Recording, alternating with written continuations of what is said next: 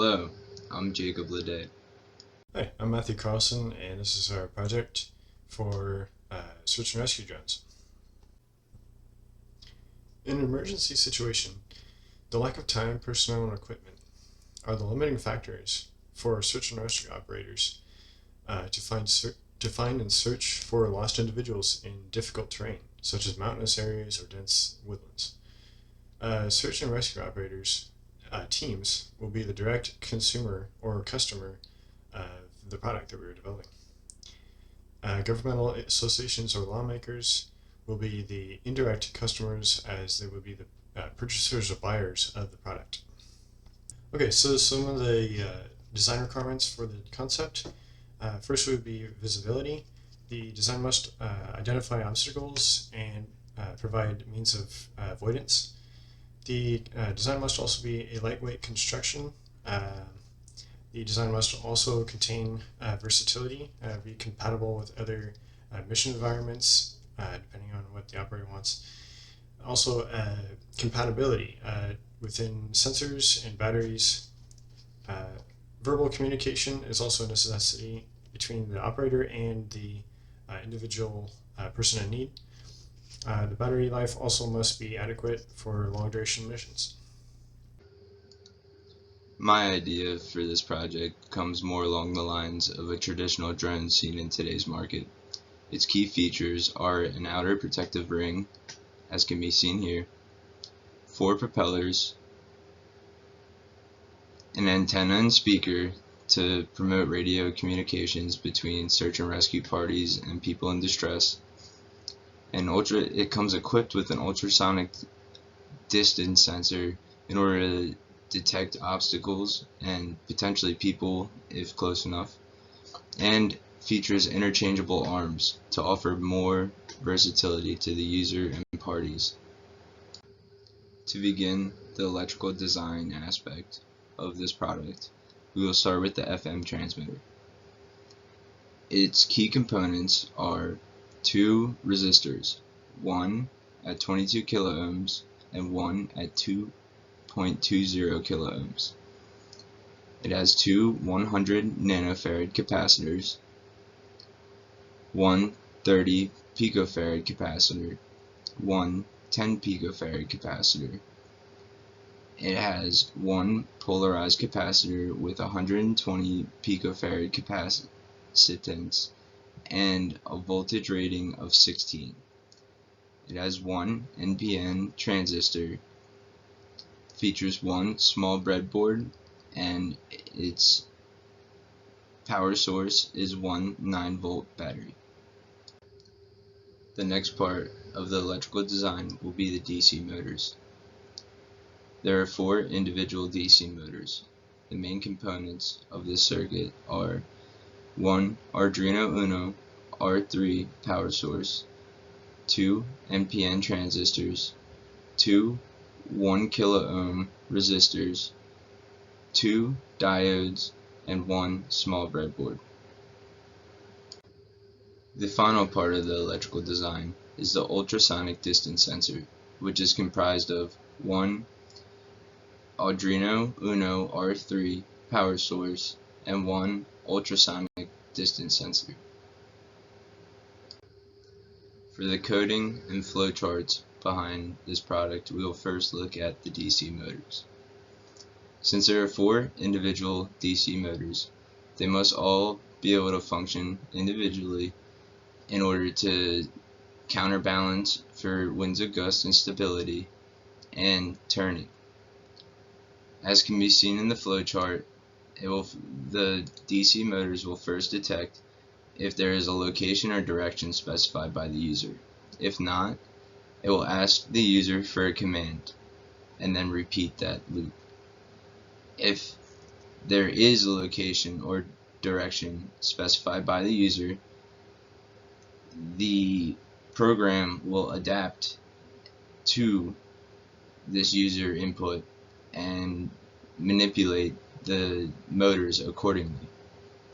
As can be seen in the loop statement, there is a 1000 millisecond delay. This delay is in order to give the program time to read and react to the user input. Next up is the ultrasonic distance sensor. Its main objective is to act as improved eyes for the drone, as it is able to see through objects.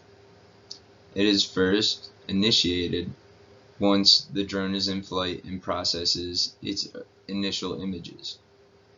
In this initial image, it must detect if there is an object in its field of view. If the object is less than 10 feet away, it will appear, or greater than 15/16 away. If an object meets this criteria, it will then print the distance to the user and then cycle back to analyze new images. If there is no object that meets this criteria in its field of view, it will process new images and calculate distances to any objects that appear. As can be shown in the code, this is a looping statement, which means that this will continue the whole time that the ultrasonic distance sensor is powered on. Okay, so we're going to look at my design of the individual robots. First, we have a fixed wing design of an electric ducted fan unit, also with a front-facing camera, as well as a lightweight construction. Two downward-facing high-gain antennas provide connection to ground stations as well as other drones. 3.5 foot wingspan is large enough for high lift in certain environments. The EDF also produces adequate power for emergencies. The lightweight construction consists of carbon spars as well as lightweight PLA and other components that make a light construction, as well as compactability with hinges on the wings.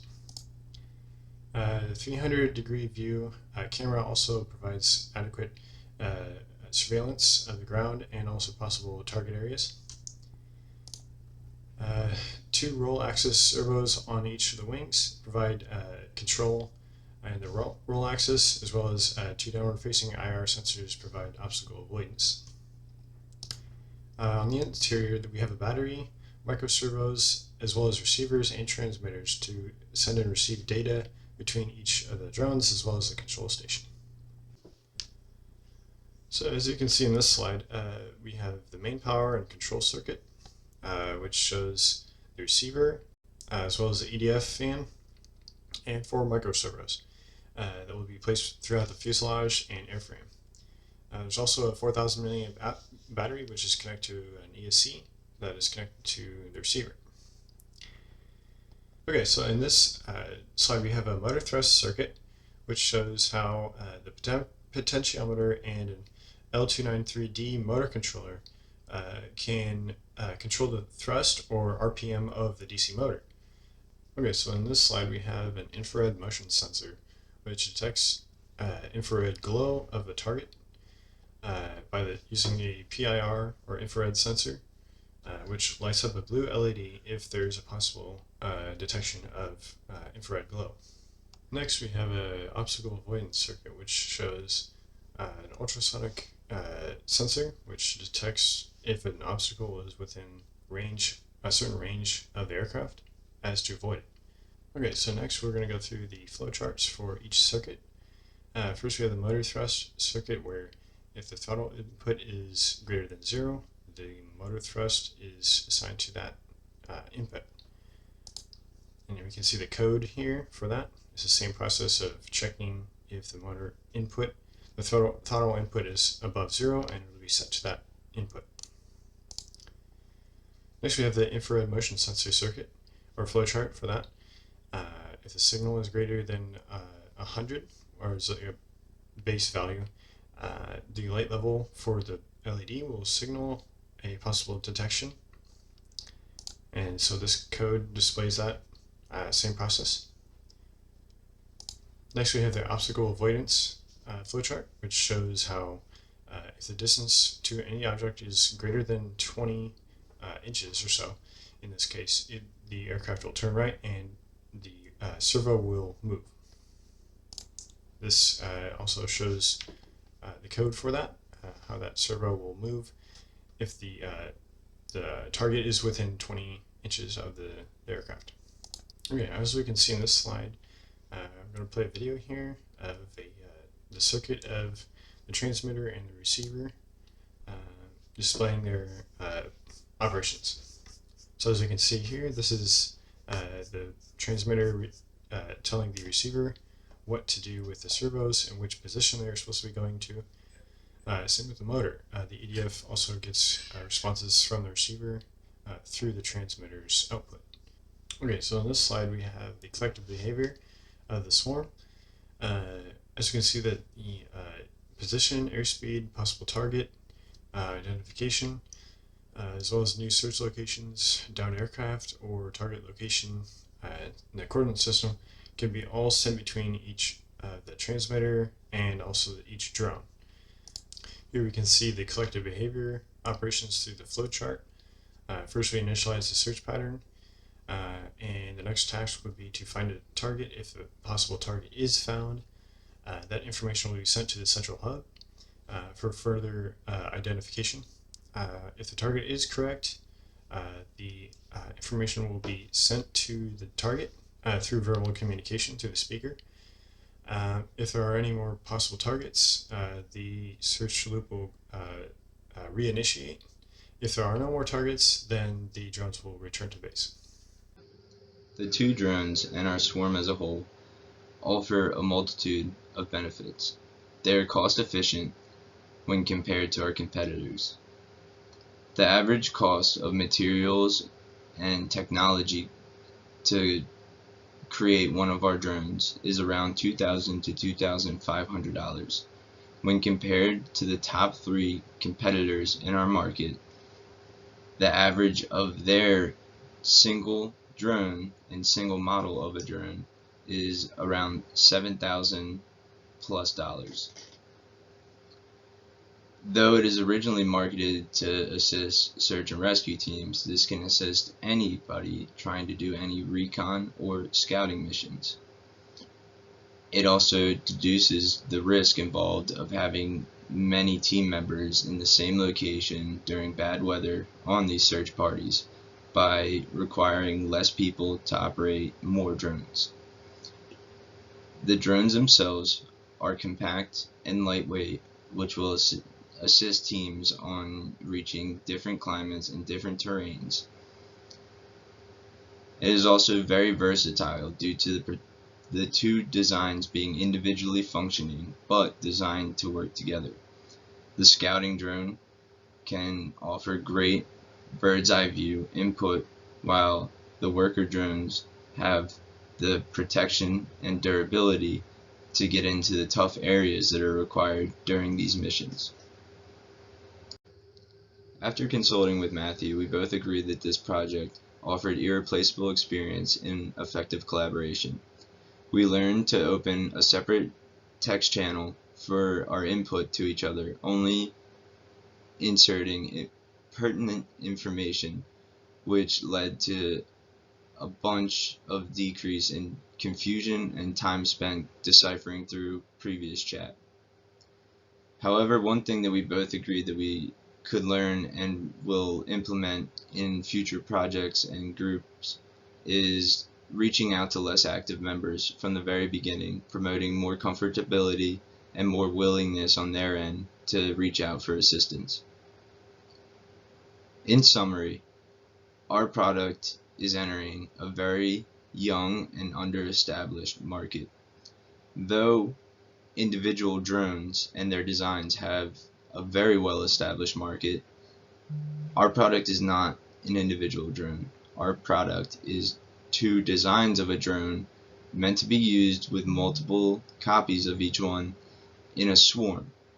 These two designs are specifically created to both give and receive feedback to each other and the user. The top benefit of this is limiting the amount of people that are needed for these search and rescue parties. Instead of having one person operate one drone, our product, the Swarm, offers the ability for one person to operate multiple drones, therefore increasing the ability of a search party. Instead of having 5 people on one rescue team operating 5 drones, they can have 5 people as an individual operating multiple drones, thus increasing the total area covered and decreasing the amount of times. To put it in full, it decreases the time to find distressed people, thus increasing the chance of saving their lives. Please refer to the following in order to read the research that we used for our data and design. This is an extension of our references.